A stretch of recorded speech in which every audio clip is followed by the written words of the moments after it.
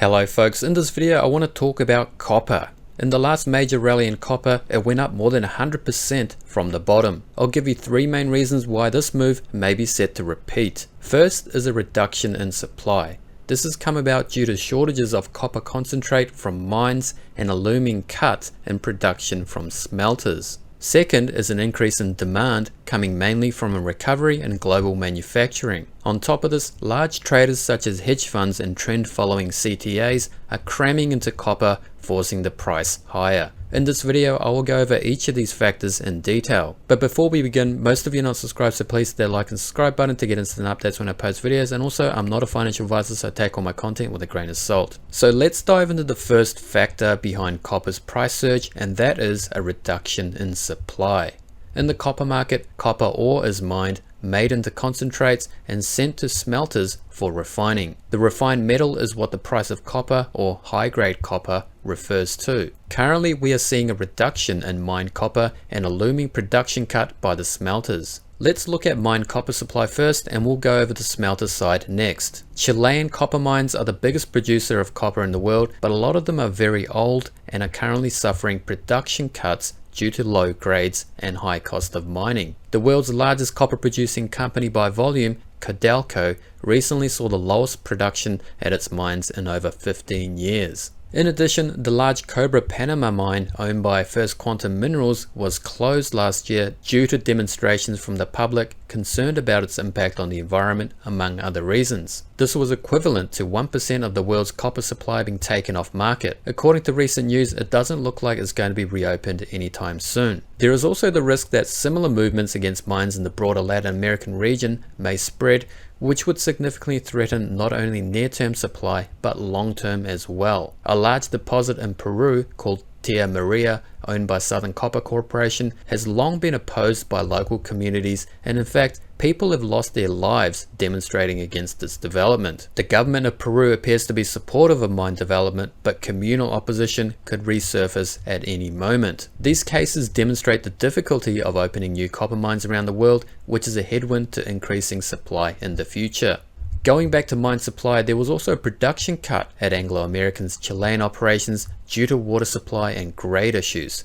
It appears these cuts will be ongoing for the foreseeable future. On top of that, geopolitics, specifically Middle East tensions, is disrupting shipping. Before, the Houthis were disrupting trade in the Red Sea, but now Iran is seizing tankers directly, and the Strait of Hormuz is now coming under threat, which is an important sea lane. I know this piece is talking about the flow of crude oil, but no doubt the entire shipping industry would be affected by this. This could cause a spike in shipping costs, which would be priced into the price of copper. Now let's talk about the smelter side of supply, because it is also contributing to the price of copper rising. Recently, there has been an overexpansion in copper smelters, leading to decreasing margins. Combined with a shortfall in copper concentrates from mines, these smelters have been competing on razor-thin margins. In fact, their margins just went negative. The last few times smelter margins bottomed out like this, copper underwent a huge bull market. It first happened in 2004, which led to this huge move up, and then again in 2010, which was followed by another strong rally. Are we going to see another huge move up this time round?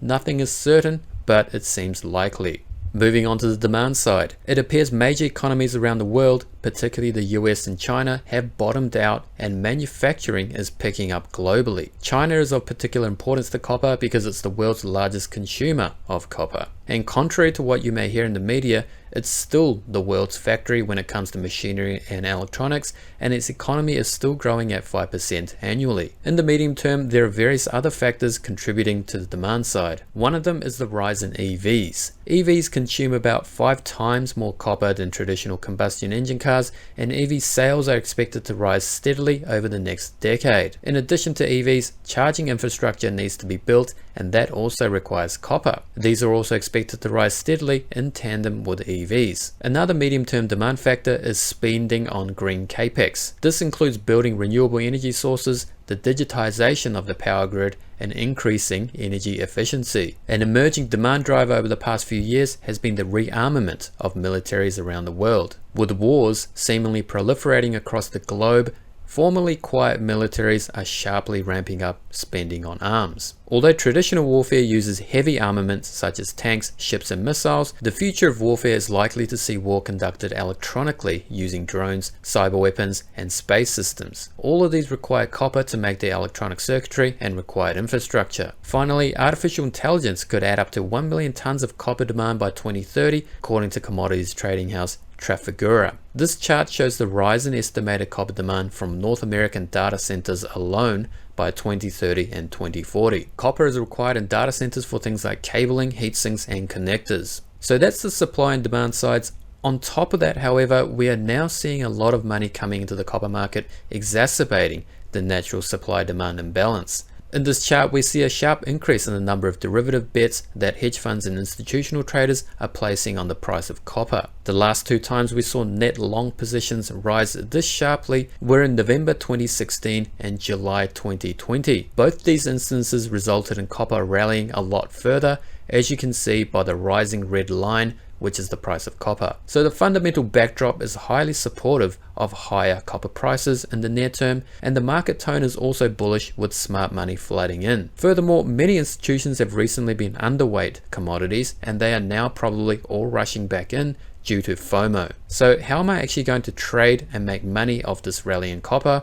Well, I'm trading copper futures and also own several copper mining stocks. When it comes to futures, I'm currently long several contracts of the copper futures traded on the CME or Chicago Mercantile Exchange. Currently I'm in the May contract and will roll over to the July one in a few weeks time.